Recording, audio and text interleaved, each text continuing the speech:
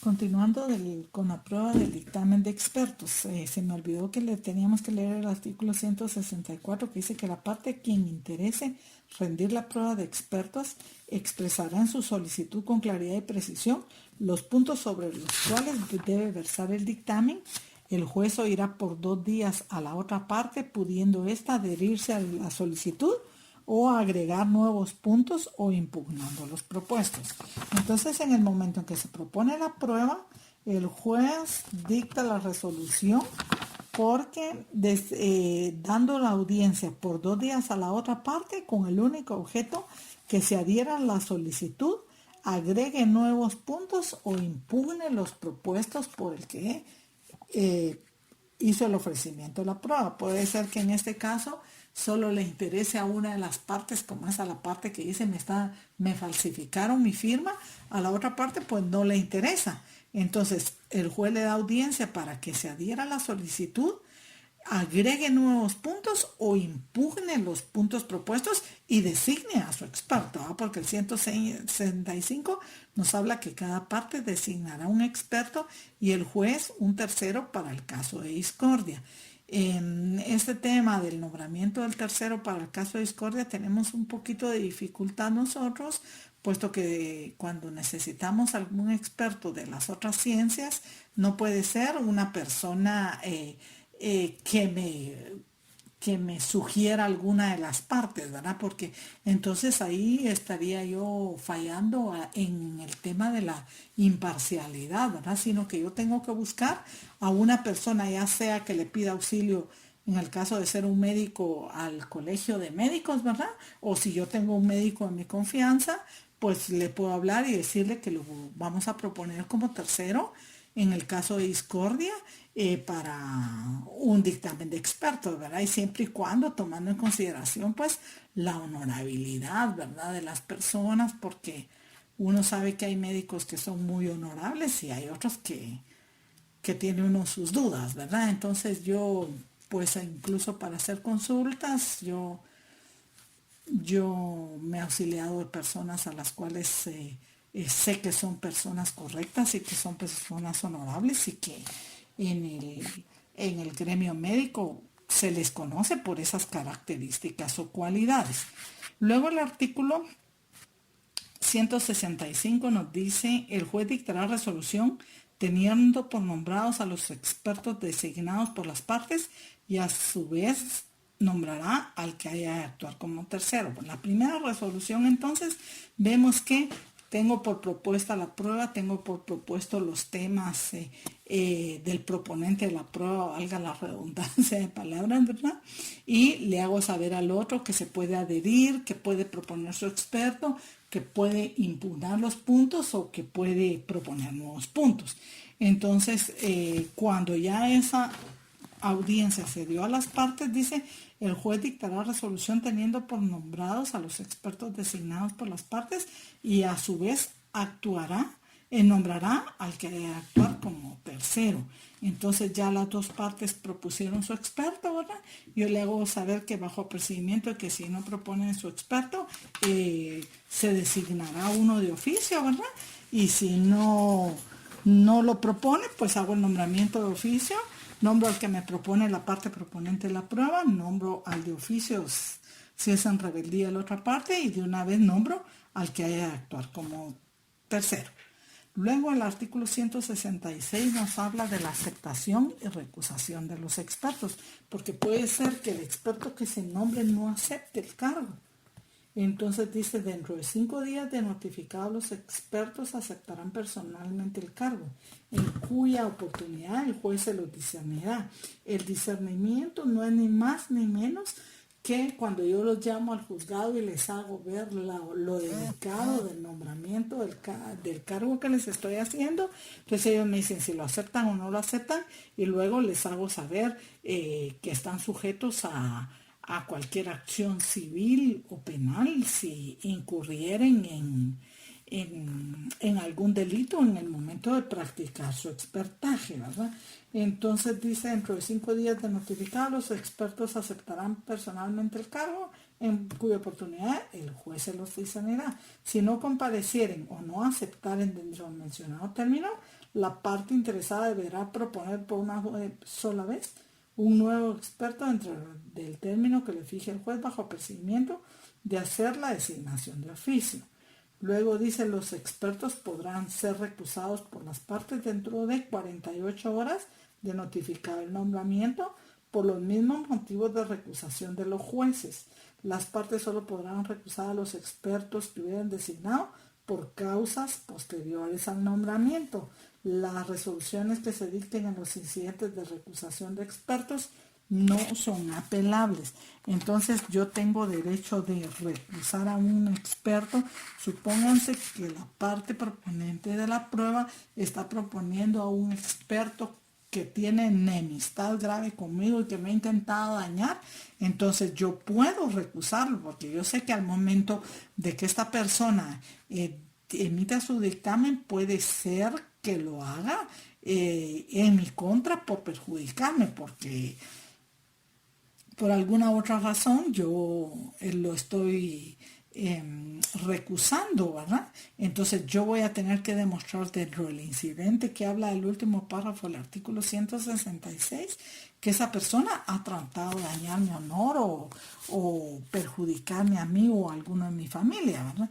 Entonces si se recordarán, esto de la recusación de los jueces y los abogados litigantes lo encontramos en el artículo del 126 en adelante de la ley del organismo judicial, y dice que esas mismas causas,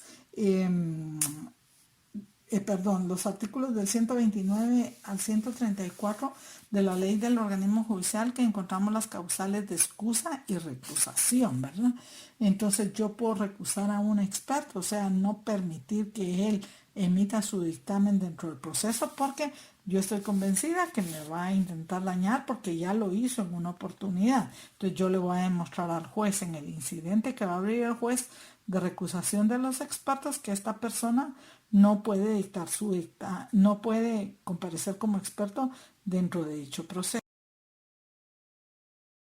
Continuando con el tema de la prueba del dictamen de expertos, esta es la parte 5 de la clase, y estaríamos con lo referente a la entrega del dictamen. O sea, ya se nombraron los expertos, se dictó la autorrecepción de la prueba, se confirmó a los expertos, se les dijo sobre qué puntos y se les fijó el plazo. Luego ellos pidieron una prórroga del plazo, ya venció esta prórroga, entonces lo que procede es la entrega del dictamen. Y dice el artículo 169 que los expertos entregarán su dictamen por escrito con legalización de firmas o concurriendo al tribunal a ratificarlo. Este requisito de la legalización de firmas, recuerden ustedes que cuando algún documento se requiere que tenga fuerza jurídica o eficacia jurídica plena, se requiere que se haga con legalización de firmas. Y en este caso, cuando entregan su dictamen, y que debe ser por escrito, ¿verdad?, mediante memorial u oficio dirigido al juez, ¿verdad?, debe ser con legalización de firmas o concurriendo al tribunal a ratificarlo, para obligar a la persona que está rindiendo el dictamen a que diga que es su firma y no vaya a resultar el día de mañana diciendo, no, ese dictamen lo falsificaron, esa no es mi firma. Por eso se requiere que se presente por escrito con legalización notarial de firma o concurriendo al tribunal a ratificarlo. Dice, los expertos que estén conformes extenderán su dictamen en una sola declaración, y en caso contrario la extenderán separadamente. O sea, si ellos estuvieran de acuerdo con el peritaje, ¿verdad?, o con el dictamen que oportunamente dictaron, que supongamos que sí estén de acuerdo los dos, lo que no es para nada factible, yo nunca lo he visto en toda carrera de auxiliar judicial ni como juez. Nunca he visto que se presenten y digan, estamos de acuerdo con lo que dice fulano, estamos totalmente de acuerdo y por lo tanto presentamos el mismo dictamen. Nunca he tenido la suerte de ver algo así, sino que por el contrario, un dictamen dice que sí es la firma y el otro dice que no es la firma, ¿verdad? Entonces, para eso es que yo necesito el tercero para el caso de la discordia. Y esto muchas veces se da porque como cada una de las partes, ¿se recuerdan que leímos el artículo 171 que dice que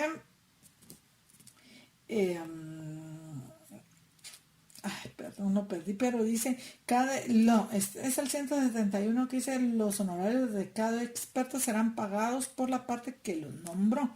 Entonces muchas veces vemos que la parte que paga la prueba, ¿verdad? Muchos expertos que no son de muy reconocida honorabilidad en Guatemala, pues les pagan más de la cuenta para que digan que sí es la prueba, ¿verdad? O que sí es la firma. Y la otra parte, pues uno de los dos tiene la verdad, ¿verdad? No sabemos cuál de los dos, pero la parte que no tiene la verdad seguramente va a tratar de comprar la voluntad del experto ofreciéndole más de lo que le correspondería de pago por sus honorarios para que diga que no es cierto, ¿verdad? Entonces vemos pues que vamos a ver más adelante que aquí también hay responsabilidad penal y civil, ¿verdad? Para los expertos que faltaren a la verdad. Entonces siempre hemos tenido el caso de que en mi persona, pues en lo personal, yo nunca he visto que se presente en el mismo dictamen, sino que, como les digo, uno dice que sí es la firma y el otro dice que no es la firma, pues por eso nombro yo a ese tercero para el caso de discordia, ¿va? Que lo van a tener que pagar entre los dos. No es que lo pague uno o si lo van a pagar entre los dos y es una persona que solo yo conozco, ellos no conocen. Entonces es a esta persona a la que yo le pido el dictamen del tercero. Cuando ya están estos dos dictámenes desfavorables, entonces le digo al tercero que él me diga, ¿verdad?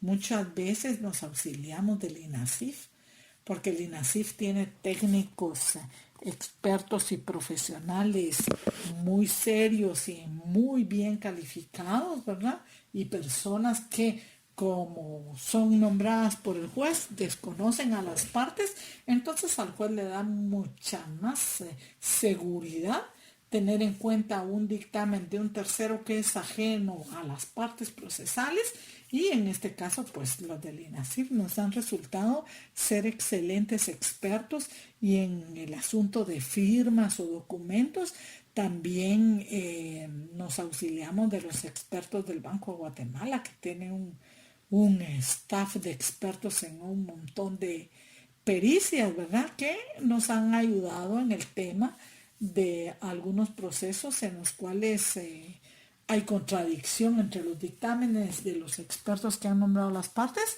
y al juez le resulta que muy importante que un tercero totalmente ajeno al proceso le dé otra visión, ¿verdad? O le dé su visión técnica o profesional del tema que se le requirió a los expertos su entrega, ¿verdad? Entonces vemos pues que en el caso de los terceros, ¿verdad? Pues yo le doy mucho valor probatorio al dictamen del tercero que yo propongo porque es una persona imparcial dentro del proceso que no ha sido propuesto ni va a ser pagado por una sola de las partes y va a tener que ser pagado por ambas o cuando es de alguna de esas instituciones que yo les estoy platicando, pues no genera honorarios, ¿verdad? Entonces ya platicamos del valor probatorio que se le va a dar al dictamen y que dice que el dictamen de los expertos, aunque sea concorde, o sea, aunque estén de acuerdo ellos, no obliga al juez quien debe formar su convicción teniendo presentes todos los hechos cuya certeza se ha establecido dentro del proceso. O sea, no es vinculante. Ninguno de los dictámenes que se emitan en un proceso judicial van a ser vinculantes dada la independencia judicial de la que goza el juez. Ya vimos lo de los honorarios de los expertos y vamos a dejar hasta ahí el tema de hoy porque el día de Viernes tocaría estar hablando de la prueba del reconocimiento judicial, que se recuerdan cuando nomás iniciamos el tema de la prueba, hablamos que las pruebas se podían presentar, formas de producción de la prueba, en la ficha 16 y si ustedes me hacen favor de revisarla, formas de producción de la prueba por percepción propia del juez de un modo directo y aquí se puso que este es el caso del reconocimiento judicial. Entonces vamos a ver cómo el reconocimiento judicial constituye una forma de producción de prueba por percepción directa del juez. O sea, el juez se va a dar cuenta de los hechos que está proponiendo una y otra de las partes en el momento en que se constituya en el lugar y vamos a ver que pueden ser objeto del reconocimiento las personas, lugares y cosas que interesen al proceso. Entonces hasta allí vamos a dejar la clase el día de hoy.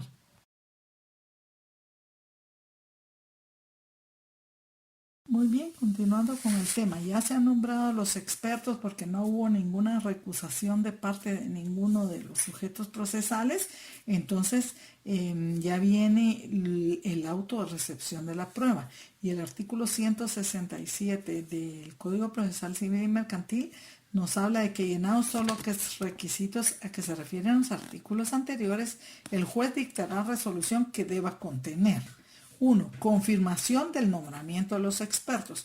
Como ya les discernimos el cargo y no hubo recusaciones, entonces se confirma a los expertos que fueron designados en su oportunidad por cada uno de los sujetos procesales. Si la parte demandada no propuso su experto, se recordarán que hablamos de que yo le iba a nombrar uno de oficio y le prevenía que si no lo hacía, pues yo nombraría uno de oficio y de una vez nombro al tercero para el caso de discordia. Luego el segundo punto de la autorrecepción de la prueba es la fijación de los puntos sobre los que deberá versar el dictamen. Porque cuando leímos el artículo 164 hablamos de que la parte que propone la prueba expresará en su solicitud con claridad y precisión los puntos sobre los cuales deberá versar el dictamen.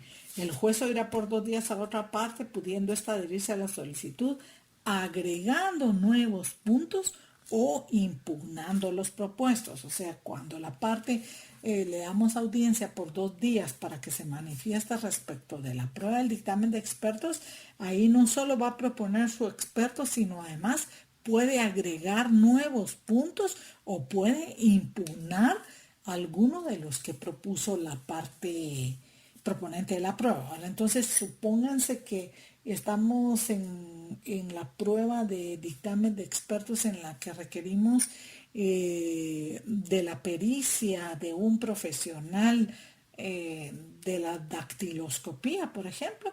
Puede decir la persona, la parte demandada puede decir, yo propongo nuevos puntos en el sentido que se cotejen, ¿verdad?, las firmas que esta persona tenía cuando tenía 18 años, ¿verdad? O los documentos de años atrás para demostrar que sí es la firma de él, pero que dada su avanzada edad, pues le tiembla mucho la mano y ya no usa el mismo tipo de firma. O sea, es un ejemplo burdo, pues, pero se da en algunos casos, aunque los expertos en este tema de la dactiloscopía o esto de documentoscopía, dicen que los rasgos que uno tiene en su firma, aunque pasen los años, los siguen manteniendo. O sea, ellos no ven en sí el tipo de letra o la forma como se escribe, sino rasgos esenciales de la firma, ¿verdad? Pero entonces la otra parte puede proponer estos puntos, ¿verdad? Que se coteje los asientos de cédulas de vecindad de cuando cumplió 18 años o qué sé yo, ¿verdad? Entonces ella puede proponer nuevos puntos y el juez en este auto de recepción de la prueba va a tener que ver qué puntos sí toma en cuenta y cuáles no, ¿verdad? Los que han sido impugnados, ¿por qué no? O sea, el juez en el momento de dictar este auto va a tener que tener claro cuáles son los hechos de la pretensión del actor y cuáles son los hechos extintivos o las circunstancias impeditivas, que es lo que constituyen los hechos controvertidos dentro del proceso, y va a tener que analizar qué puntos sí se deben analizar por los expertos y cuáles no.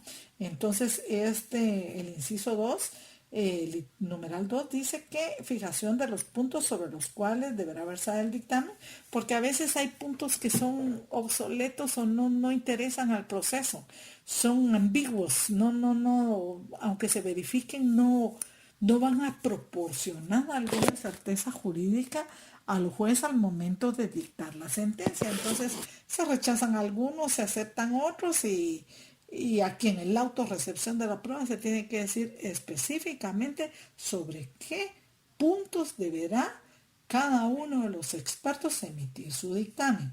En el artículo 167, el numeral tercero, dice determinación del plazo dentro del cual deberán rendir los expertos su dictamen pudiendo exceder del término ordinario de prueba.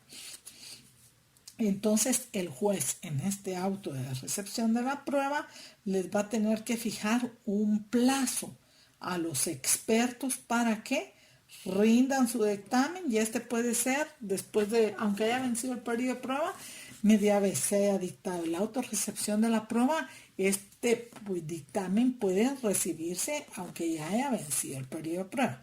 Luego el artículo 168 nos dice, si al vencimiento del plazo señalado a los expertos no fuere presentado el dictamen, el juez declarará caducado el encargo, salvo que las partes de común acuerdo solicitaren el otorgamiento de nuevo plazo que no podrá exceder de la mitad del anterior y se contará a partir del vencimiento del mismo.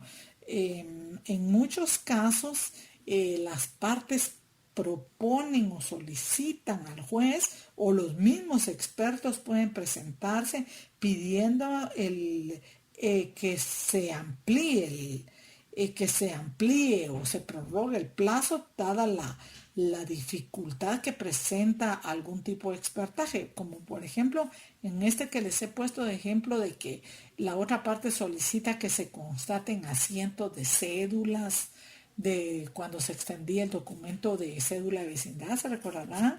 Antes, bueno, tal vez algunos no se recordarán, pero cuando uno cumplía 18 años y le entregaban su cédula de vecindad, uno tenía que ir a la municipalidad y uno firmaba el libro, ¿verdad? Del asiento, de la extensión del documento y a algunos pues se les hace un poco más difícil ir a constatar todos estos documentos, ¿verdad?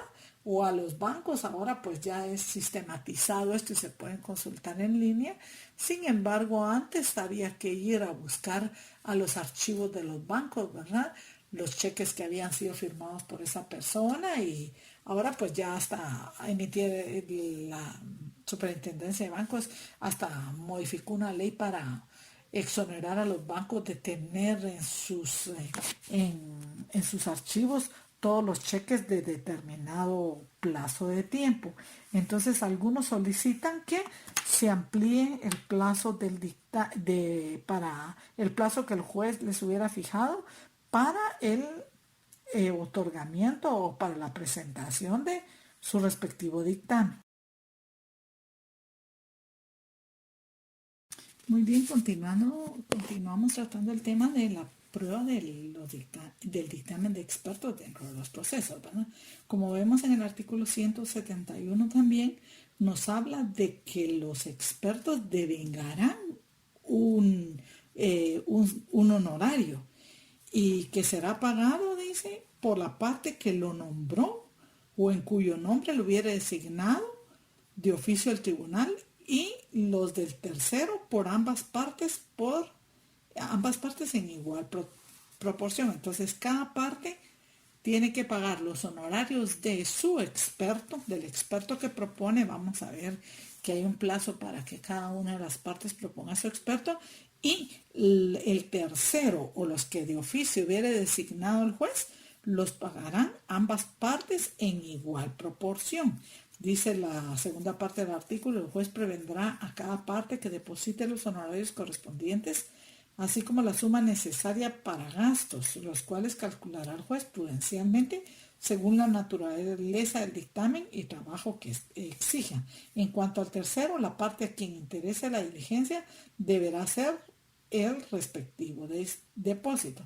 Ahora vamos a ver que los honorarios de los expertos se rigen por el arancel de abogados, procuradores, depositarios y expertos, que es el decreto 111/96, que es el arancel que les estoy hablando, que lo tendremos que ver, pero primeramente Dios será en el próximo semestre cuando veamos las ejecuciones. Entonces ya dijimos que el valor probatorio que tiene el dictamen es que no es vinculante, sino solo le va a dar al juez una amplia visión de los hechos que se están litigando del proceso y que el juez, dada que no es su pericia, por ejemplo, en el caso de un médico o en el caso de un dactilóscopo, ¿verdad? No está obligado el juez a tener ese conocimiento. Sin embargo, pues en otros países los jueces tienen hasta 3, 4 profesiones, entonces esto se puede subsumir en alguna de las profesiones que tiene el juez, ¿verdad? Y que no necesite de determinada pericia, pero tampoco el juez lo va a saber todo, ¿verdad? Porque puede ser que yo necesite en algunos casos por ejemplo, en los juicios de propiedad intelectual o de propiedad industrial, yo he necesitado el dictamen, ya sea de ingenieros químicos, ingenieros en sistemas, hemos tenido la necesidad también de auxiliarme de expertos en la materia de la contabilidad, por ejemplo, auditores, cuando he tenido duda en algún tipo de documentos contables. Entonces, esto es muy, muy importante, ¿verdad? Y vamos a ver que en muchos procesos, pues se llevan a cabo este tipo de dictámenes, pero en los civiles, como es un tema de prueba bastante no complicado, sino que se vuelve largo el procedimiento, entonces casi no se verifican, pero en los que se llegan a finalizar la prueba de dictamen de expertos, el juez tiene que valorarla al momento de dictar la sentencia y decir por qué le da valor probatorio o por qué no le da valor probatorio. Y esto en consonancia con el resto de las pruebas aportadas dentro de cada uno de los procesos. Entonces empezaríamos con la designación de los expertos. Como se recordarán, dijimos que en el momento de presentar la demanda, el actor va a ofrecer todos los medios de prueba para probar su pretensión. Y el demandado, cuando conteste la demanda, va a tener que hacer el ofrecimiento de todos los medios de prueba para demostrar las circunstancias impeditivas o los hechos extintivos de la pretensión del actor. Entonces, en estos dos momentos, yo voy a tener que solicitar, o sea, la parte que está litigando va a tener que solicitar la prueba de dictamen de expertos para que el juez pueda tenerla por propuesta en el momento procesal oportuno, que va a ser en el momento en que se haga prueba. Entonces, si yo lo ofrecí en su oportunidad, ahorita que el proceso ya está abierto a prueba, yo vengo con un memorial y le digo al juez, mire, yo vengo a proponer la prueba de dictamen de expertos que oportunamente ofrecí en mi memorial de demanda. Entonces, el artículo 65, ojo, y recordemos, todas estas pruebas las tengo que proponer con citación de la parte contraria, porque si no las propongo con citación de la parte contraria, me la van a rechazar, ¿verdad? Porque sin ese requisito, recuérdense, no se puede tener por propuesta la prueba. Entonces el artículo 165 dice, cada parte designará un experto y el juez un tercero para el caso de discordia, a no ser que los interesados se pusieran de acuerdo respecto al nombramiento de uno solo. Podría ser, ¿verdad? Yo en lo particular nunca he visto que se pongan de acuerdo respecto al nombramiento de uno solo, sino que cada una de las partes propone su experto.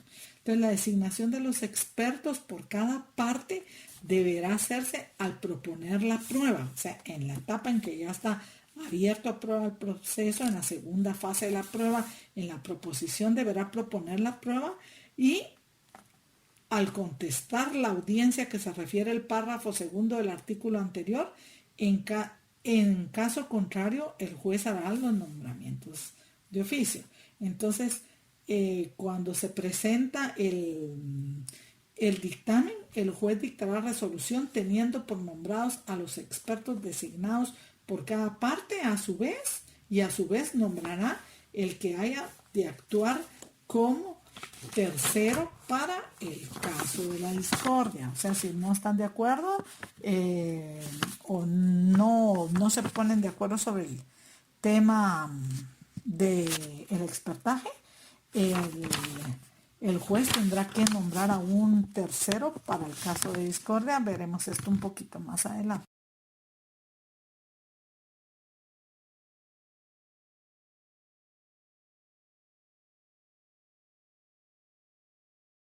Bueno, buenas tardes. Esta sería la tercera clase que vamos a tener por este procedimiento, dado la necesidad de que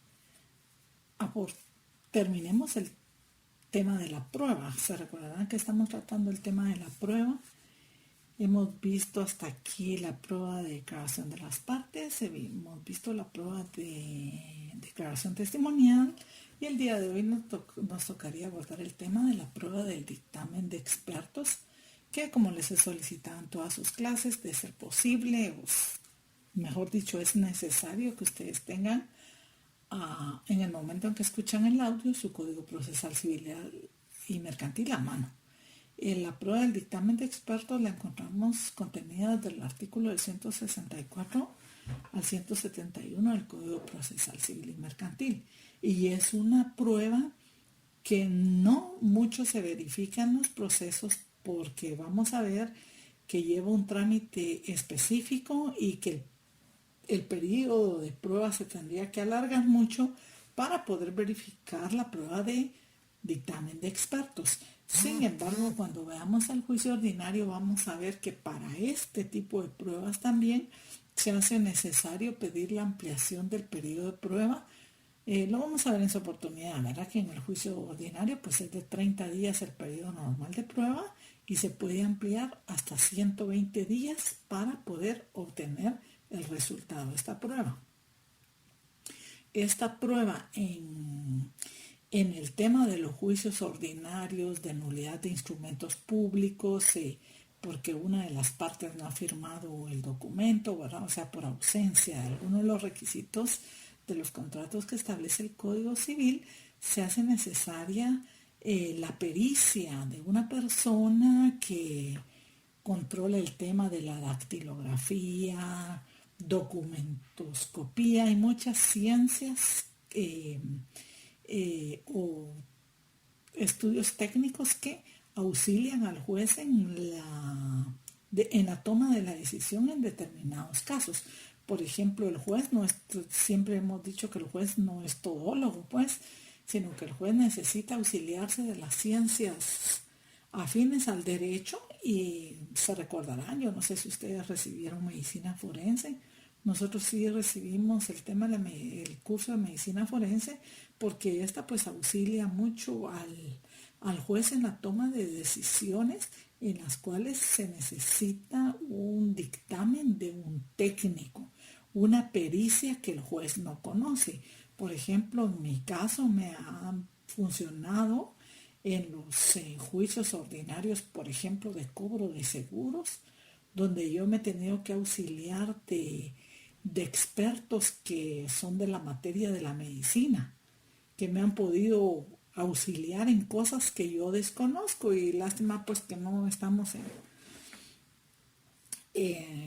presencialmente, puesto que hay varios casos que yo quisiera contarles como experiencia profesional y que les puede servir a ustedes, pero dado lo corto de cada periodo de clase, pues en este sistema se me hace un poquito muy difícil, pero vamos a tratar de irlo por lo menos abordando los más paradigmáticos y los que a mí me han causado pues algún tipo de experiencia favorable con el tema del dictamen de los expertos.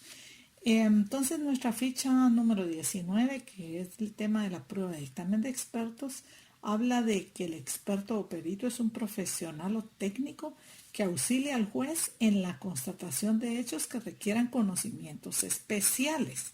Por ejemplo, en este caso que yo les estoy platicando como ejemplo del cobro de un seguro de vida, ustedes saben que los seguros de vida, para poder contratar un seguro de vida, yo tengo que aceptar determinadas cláusulas que contienen las pólizas de seguros, ¿verdad? Incluso para que nos puedan proporcionar un seguro de vida tenemos que presentar ciertos exámenes médicos a determinada edad, ¿verdad? Porque parece que cuando la persona es muy joven, pues no le requieren de todos los requisitos que nos requieren a los ya más grandecitos, ¿verdad? Pero a veces se necesita pues presentar esta serie de exámenes para determinar si hay enfermedades preexistentes, es decir, enfermedades que yo tengo conocimiento que las poseo y que quiero defraudar al seguro, ¿verdad? Diciéndoles que las desconozco. Por eso se requieren ciertos exámenes de laboratorio para determinar si hay alguna enfermedad preexistente que pueda generarle al seguro un costo adicional, ¿verdad? Entonces es aquí donde el juez necesita el dictamen de una persona que lo auxilie al momento de tomar la decisión.